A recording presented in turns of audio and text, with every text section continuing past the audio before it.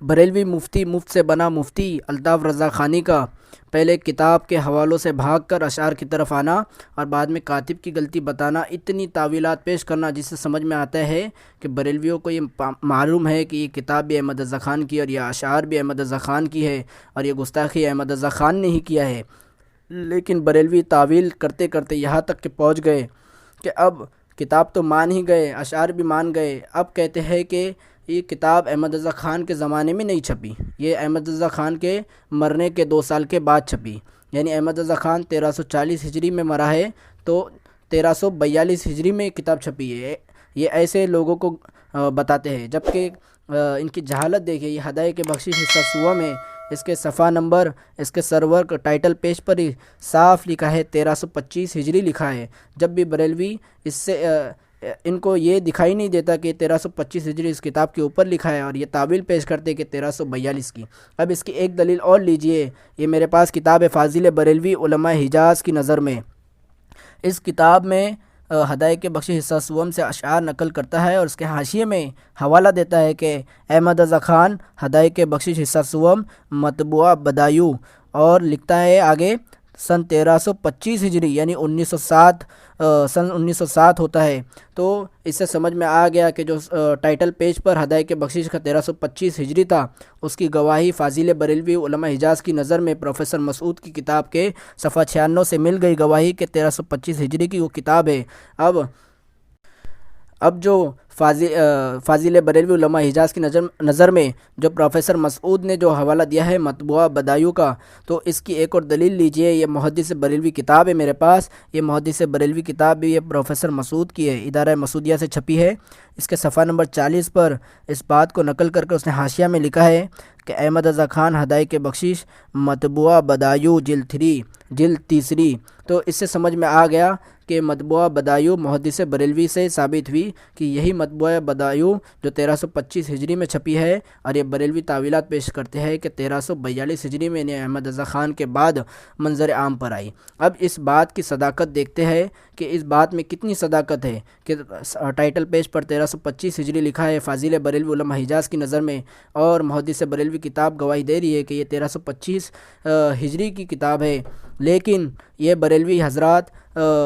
کہتے ہیں کہ یہ 1342 ہجری کی کتاب ہے۔ تو اب ان کے گھر پر میں ایک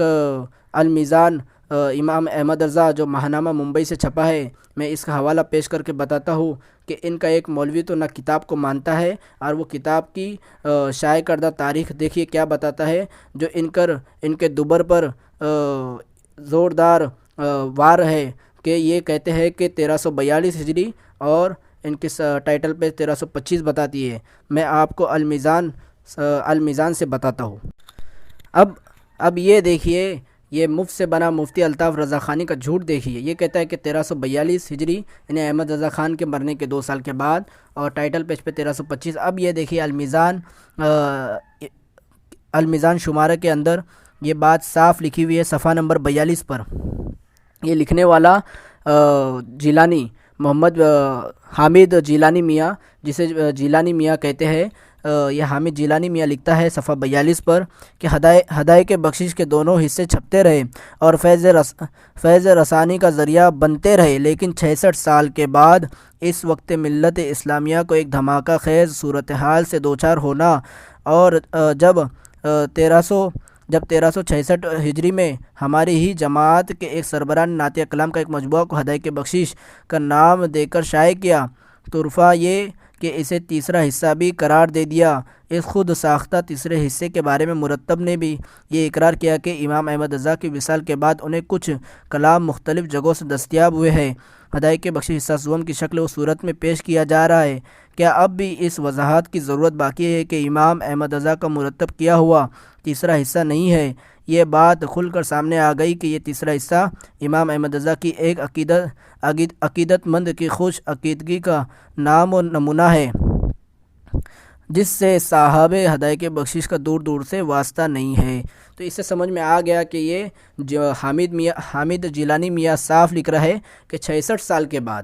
اور یہ لوگ کہتے ہیں کہ 33 سال کے بعد، کچھ کہتے ہیں کہ احمد رضا کے 2 سال کے بعد چھپی۔ اب یہ دیکھیے کہ ان میں سے کون سچا ہے اور کون جھوٹا ہے، جو یہ کہہ رہا ہے کہ 1366 ہجری، کوئی کہہ رہا ہے 1342 ہجری، اور کوئی کہہ رہا ہے 1300، اور کتاب کے ٹائٹل پیج پر 1325 ہجری لکھا ہوا ہے۔ اب ان سب کو ایک نظر رکھتے ہیں اور بریلوی مفت سے بنا مفتی الطاف رضا خانی کی بات پر غور کیجئے کہ اس نے یہ بتانے کی کوشش کیا کہ احمد رضا خان کے زمانے کی نہیں ہے، تو یہ احمد رضا خان پر اس کا الزام ڈالنا درست نہیں۔ تو اگر اس سے یہی مطلب اگر نکلتا ہے تو چلو آئیے ہم آپ کے فتاوی رضویہ پر لے کر چلتے ہیں۔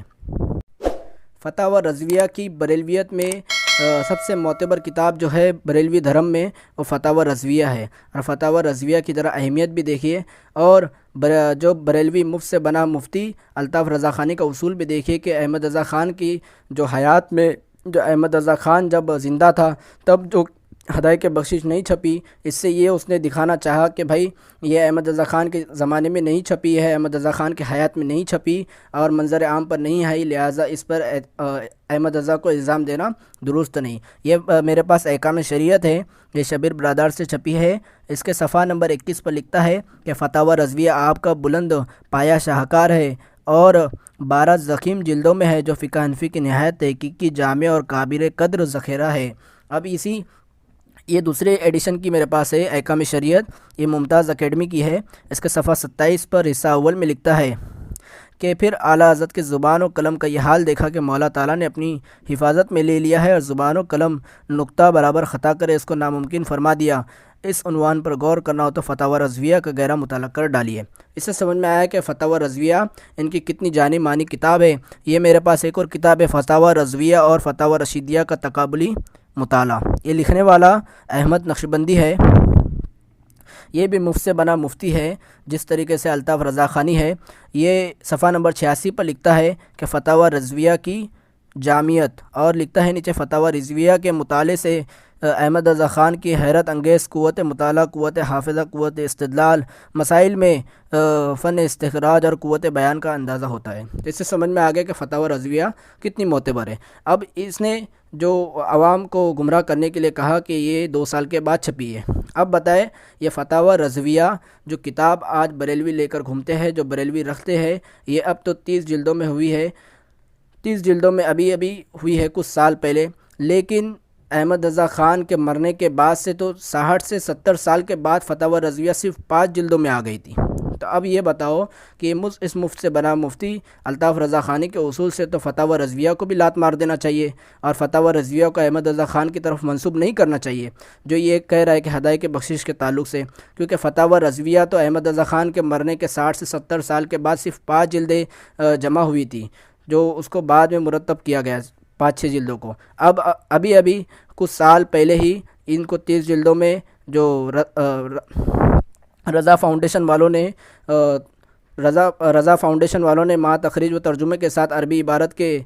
کیا ہے، اس سے پہلے تو کہاں تھی؟ تو اس سے سمجھ میں آیا کہ فتاوی رضویہ بھی احمد رضا خان کی حیات کی نہیں ہے۔ تو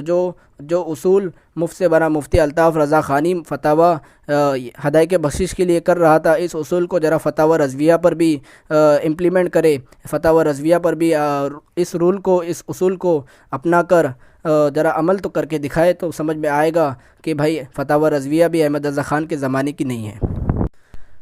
اب آگے آئیے، اس بریلوی مفت سے بنا مفتی الطاف رضا خانی نے ایک نیا تعویل پیش کیا کہ یہ جو اشعار ہے، اب کتاب تو اس نے دیکھ لیا کہ حوالوں سے کتاب بھی ثابت ہو گئی، اشعار بھی ہو گیا، اب کاتب پہ ڈال دیا، کاتب سے بھی ہار مان کر اب اس نے کتاب کو احمد رضا خان کی وصال کے بعد کہہ کر بھی اس سے بھی جان چھڑانے کی کوشش کی۔ اب آگے اس سے بڑھ کر ایک تعویل یہ پیش کی کہ یہ اشعار حضرت عائشہ رضی اللہ عنہ کے لیے نہیں ہے، بلکہ 11 مشرکین خواتین کے بارے میں ہے۔ تو میرا یہ اس سوال کا اسی ہدایت بخشش حصہ سوم جس صفحہ نمبر 37 پر انہی اشعار، گستاخانہ اشعار کے نیچے یہ اشعار بھی لکھے ہیں، تو میں ابھی یہ اشعار پڑھتا ہوں۔ تن اقدس پر لباس آیت تطہیر کا ہو، سورہ نور ہو سر پر گہر آمان معجز یا حمیرہ کتن اقدس پر گلگو جوڑا۔ تو اب میرا یہ سوال ہے کہ یہ جو اشعار ہے اس کے متعلق میرے 4 سوال ہے۔ بریلوی مفت سے بنا مفتی الطاف رضا خانی ان 4 سوالات کا جواب دے۔ پہلا سوال یہ ہے میرا، کیا بازاری عورتیں تن اقدس والی ہوتی ہے؟ سوال نمبر 2 میرا یہ ہے، کیا یہ آیت تطہیر ان مشرکہ عورتوں کے بارے میں نازل ہوئی تھی؟ سوال نمبر 3، کیا سورہ نور کی آیت براءت کا مصداق یہی عورتیں تھیں جو مشرکین خواتین تو نے کہا؟ سوال نمبر 4، کیا یا حمیرہ کہہ کر ان مشرکہ عورتوں کو پکارا گیا جو تو کہہ رہا تھا؟ اب مجھے تو ان سوالات کا جواب دے۔ اس پر ایک شاعری یاد آتی ہے کہ حضرت تمہاری چال بھی کتنی عجیب ہے، رکھتے کہیں پاؤ پڑتا کہیں پہ ہے۔ تو اس سے سمجھ میں آیا کہ بریلوی مفت سے بنا مفتی رضا خانی الطاف رضا خانی بھاگ رہا تھا یہ کہہ کر، لیکن خود اس کا پاؤ پھنس چکا ہے اسی گستاخانہ اشعار کے نیچے۔ یہی اشعار جو لکھے تھے، اس پر میں نے 4 سوال کیا ہوں۔ بریلوی مفت سے بنا مفتی رضا خانی ان چاروں کا جواب دے۔ اب بریلوی مفت سے بنا مفتی رضا خانی نے بخاری مسلم کا حوالہ دے کر یہ بتانے کی کوشش کی کہ یہ مشرکہ عورتوں کے بارے میں اور بخاری مسلم حدیث کا حوالہ دے رہا تھا کہ یہ ام زرع اور دیگر مشرک عورتوں کے بارے میں ہے۔ تو میں بھی اسی کو جواب دیتا ہوں، اسی بخاری اور مسلم سے دیتا ہوں کہ یہ جو آیات فٹ کر رہا تھا جو حضرت عائشہ رضی اللہ عنہ کی گستاخی میں احمد رضا خان نے کیا، اب یہی آیت کو ام زرع اور مشرکہ عورتوں پر جو فٹ کر رہا تھا، لیکن کھل کر اس لیے نہیں بول رہا تھا کیونکہ اسے پکڑ میں آ جائے گا، اور اس نے بخاری اور مسلم شریف کی وہ حدیث بھی نہیں پڑھی، اور اسے پتہ تھا کہ اگر میں پوری حدیث اور پڑھ لیتا اور کیا بات لکھی وہ پڑھ لیتا تو میرا دجل و فریب سامنے آ جاتا۔ اب میں ان کے کوئی بڑا نہیں چھوٹا نہیں، ان کے تبیان القرآن والا جو غلام رسول سعیدی ہے جو اتنا بڑا معتبر ہے، اور اس کی جو نعمت الباری شرح صحیح بخاری ہے، میں اس کے حوالے سے بات نقل کر صاف کر دیتا ہوں۔ یہ میرے پاس نعمت الباری فی شرح صحیح بخاری،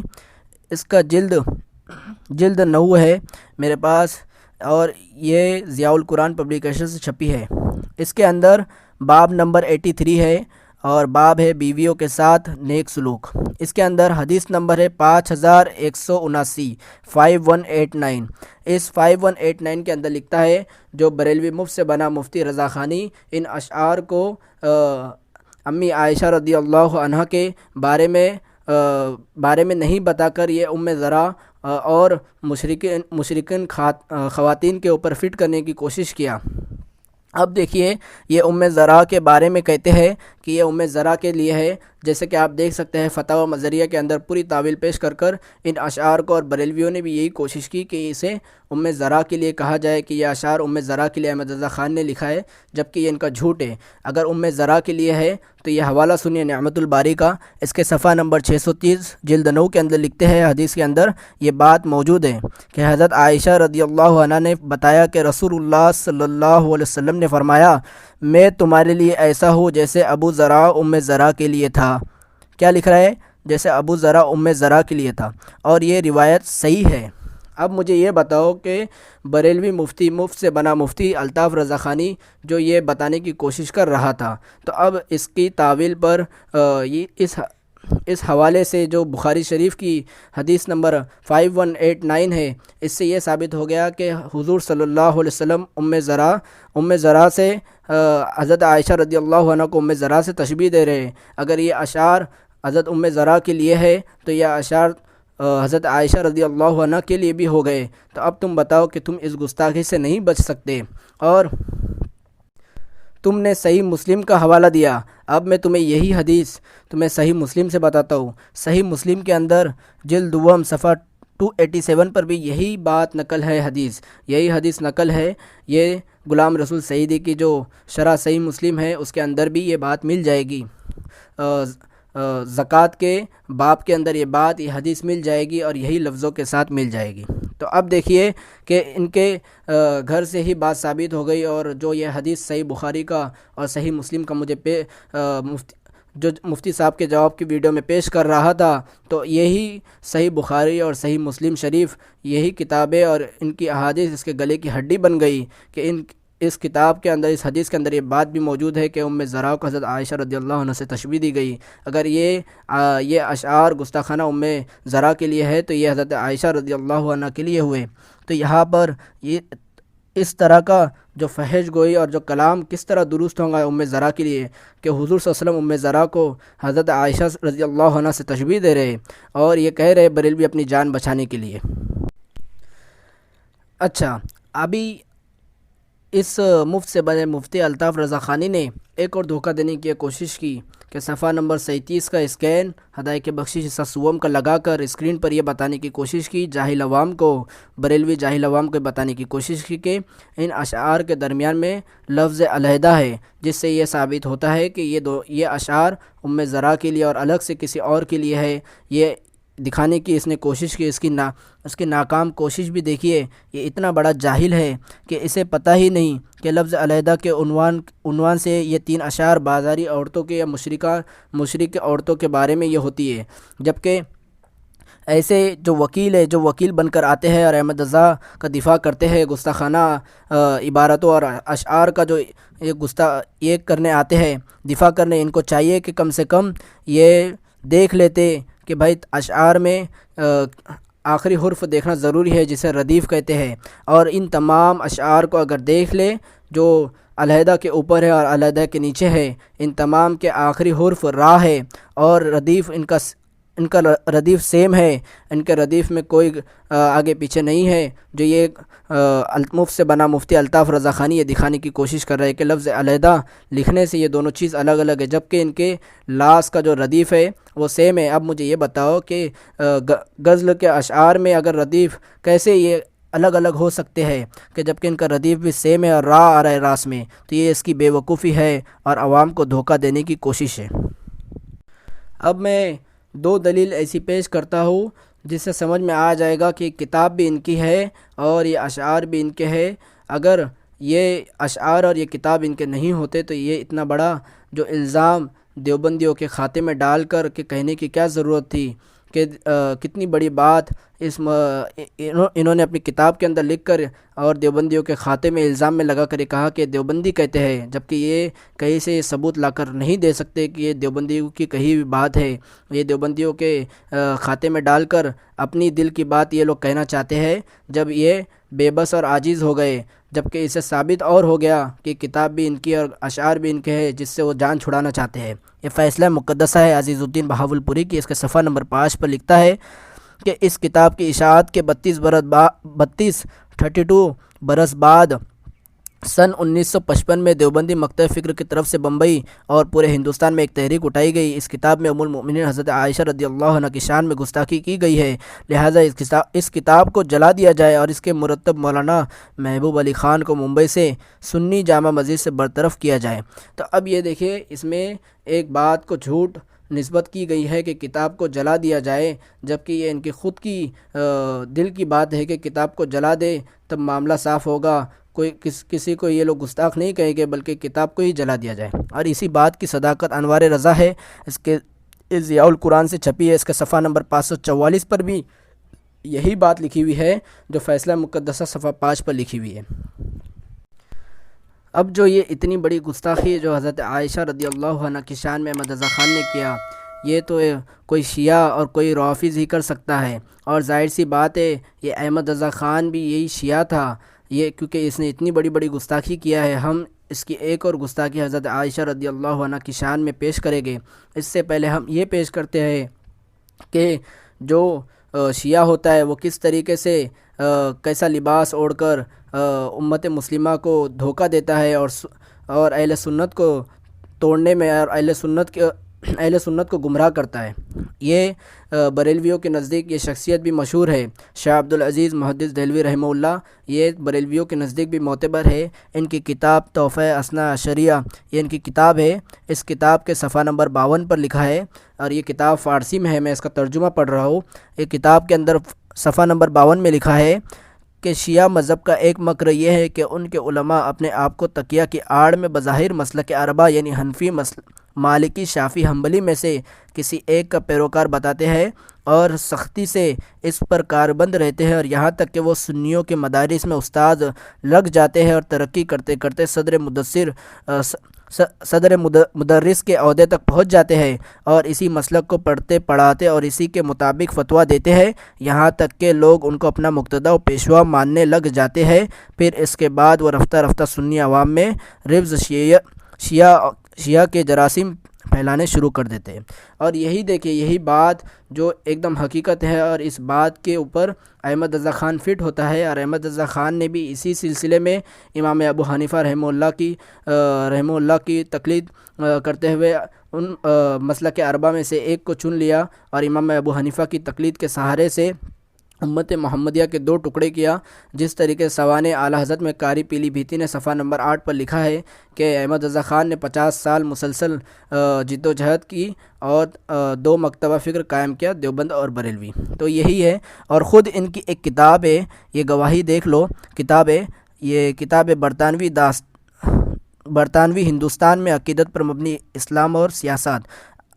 اعلیٰ حضرت امام احمد رضا اور ان کی تحریک 1870 سے 1920۔ اس کتاب کے صفحہ 233 پر لکھتا ہے کہ مولانا احمد رضا خان کے بعض عقائد و نظریات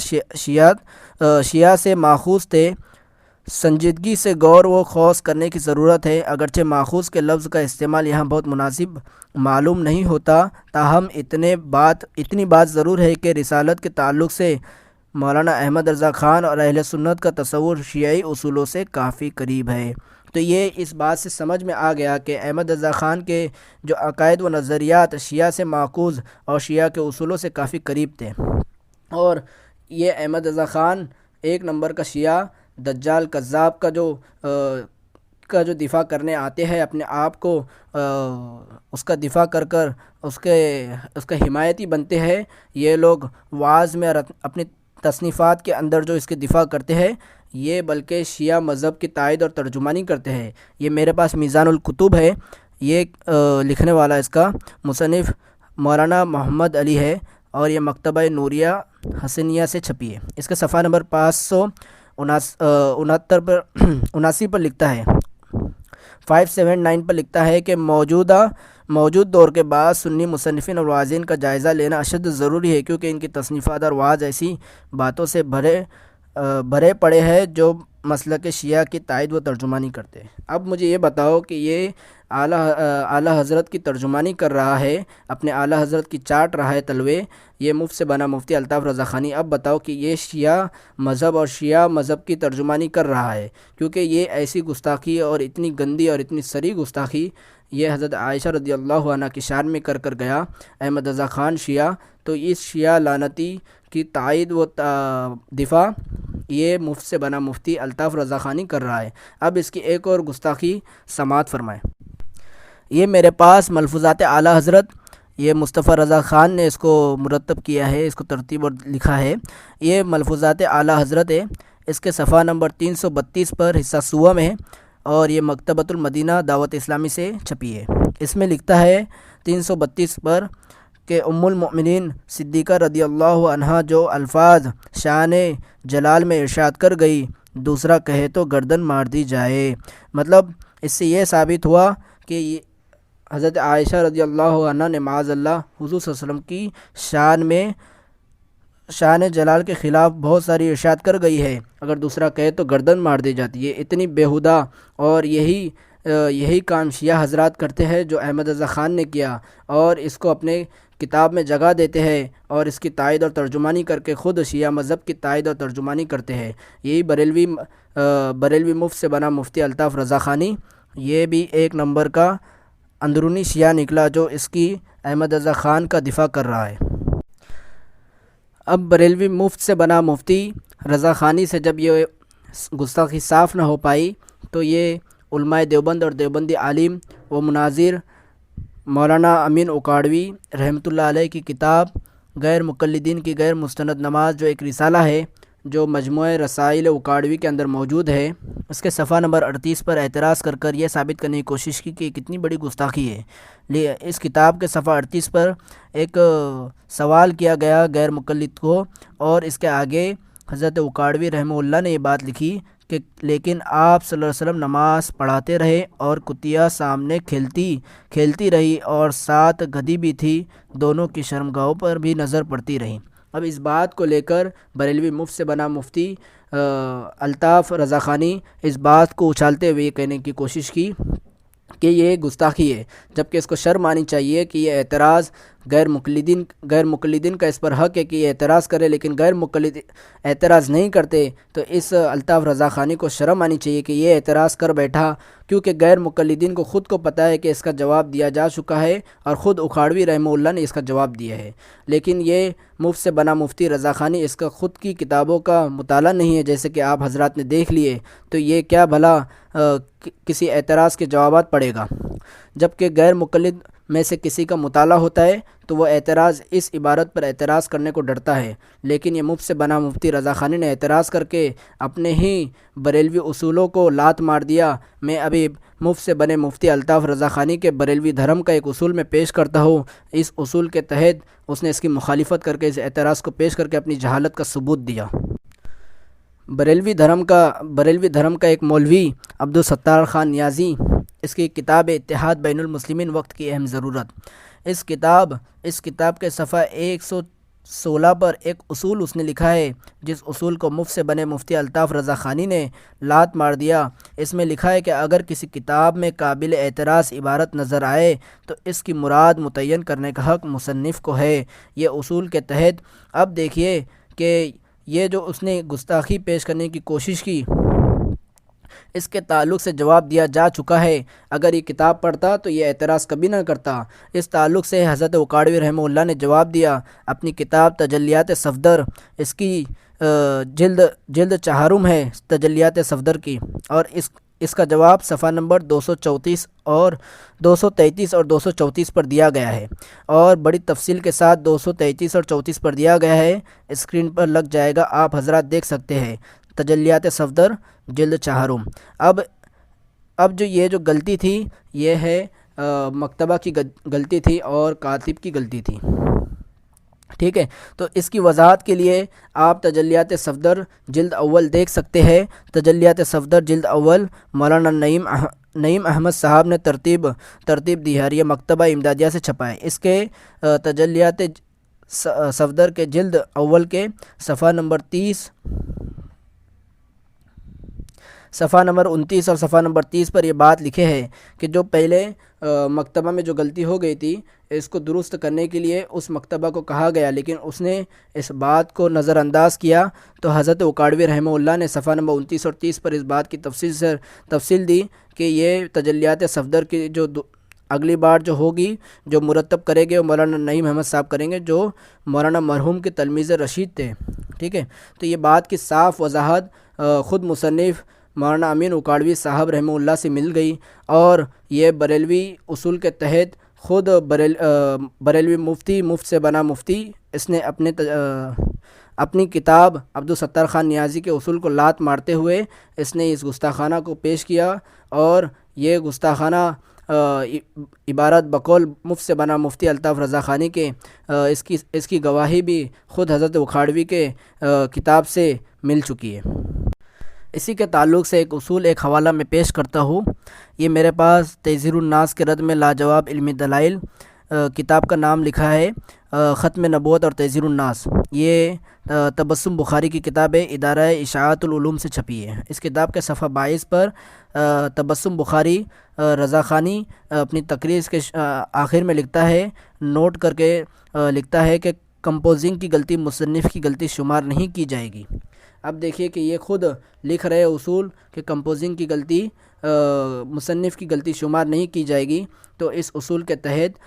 جو حضرت اکھاڑوی رحمہ اللہ کی غلطی نہیں ہے بلکہ یہ مکتبہ کی غلطی ہے، کمپوزنگ کی غلطی ہے۔ اسی کے تعلق سے بہت ہے، قادیانیت کا پوسٹ مارٹم، یہ حنیف قریشی مفت سے بنا مفتی کی کتاب صفحہ نمبر 18 پر لکھتا ہے، کتابت کی غلطی پر اعتراض نہیں کیا جا سکتا، یہ عبارت اکابر کا تحقیق تنقیدی جائزہ جلد اول ہے، یہ غلام نصیر الدین سیالوی کی ہے۔ یہ خود لکھتا ہے کہ جو کاتب ہے اکثر و بیشتر پڑھے لکھے نہیں ہوتے، صفحہ نمبر 129، یہ حسام الحرمین اور مخالفین یا انس رضا قادری کی کتاب ہے، یہ اس کے صفحہ نمبر 379 پر لکھتا ہے، مکتبے والے کوئی عالم فاضل نہیں ہوتے، تو اس تعلق سے سمجھ میں آ گیا۔ یہ تحقیقات ایک کتاب ہے، شریف الحق امجدی کی، فرید بک اسٹال سے چھپی ہے۔ اس کا صفحہ نمبر 99 پر لکھتا ہے، کاتب کبھی غفلت کی وجہ سے غلطی کرتا ہے، کبھی دل کی بیماری کی وجہ سے قصدن غلطی لکھتا ہے۔ اس کی مثالیں دیکھنا ہو تو کنز الایمان و خزائن العرفان، مطبوعہ تاج کمپنی، لاہور دیکھیں۔ یہ تمہارے گھر کے لوگ کہہ رہے ہیں کہ جو غلطی ہوتی ہے کاتب کی، یہ سب کس وجہ سے ہوتی ہے کہ وہ پڑھے لکھے اور جاہل ہوتے ہیں، اور یہ خود غلطی کرتے ہیں، دل کی بیماری، اور اس تعلق سے جو خود لکھ رہے ہیں کہ کاتب کے تعلق سے، اور کمپوزنگ کی غلطی مصنف کی نہیں شمار ہوں گی، تمہارے گھر کے اصول ہیں، تب بھی تم اس کو حضرت وقاڑوی رحمہ اللہ پر ڈال کر یہ ثابت کر رہے ہو۔ لیکن حضرت وقاڑوی رحمہ اللہ نے اپنی خود کی تجلیات صفدر کے اندر اس کا خلاصہ بھی کر لیا، اور تمہارے اصول سے یہ بات ثابت ہو گئی، لیکن تم اپنے اصول کو لات مار کر کے اسے گستاخی ثابت کرنے کی کوشش کر کے تم اپنے اکابر کے باغی ثابت ہوئے۔ بریلوی مفتی مفت سے بنا مفتی الطاف رضا خانی۔ اب الطاف رضا خانی مفت سے بنا مفتی کوشش کرے گا کہ جو میں نے کاتب کے غلطی پر اصول اس کے گھر سے میں نے بتایا ہے، یہی اصول کو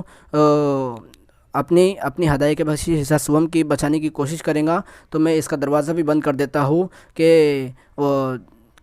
تمہارے اصول تمہارے لیے ہمارے لیے حجت نہیں ہو سکتے۔ اس کے اوپر ایک اصول دیتا ہوں، یہ میرے پاس مناظرہ موضوع عبدالحکیم میں غیر مقلد موضوع عبدالحکیم مناظرے کی تاریخی شکست ہے۔ یہ عبدالمجید خان سعیدی نے اس کو مرتب کیا ہے نعمان اکیڈمی سے۔ اس کے صفحہ نمبر 32 پر لکھتا ہے کہ ہم پر اس کا قول حجت ہو سکتا ہے جو ہمارے مسلک کا ہو، اس لیے قول آپ اسی کا لائے جو ہمارے لیے حجت ہو۔ تو اس سے یہ بات ثابت ہو گئی کہ میں نے جو آپ کے بریلوی مولویوں سے جو پیش کیا ہوں مفت سے بنے مفتی الطاف رضا خانی کے مکتبے والے کے تحت، تو اسے ہمارے اوپر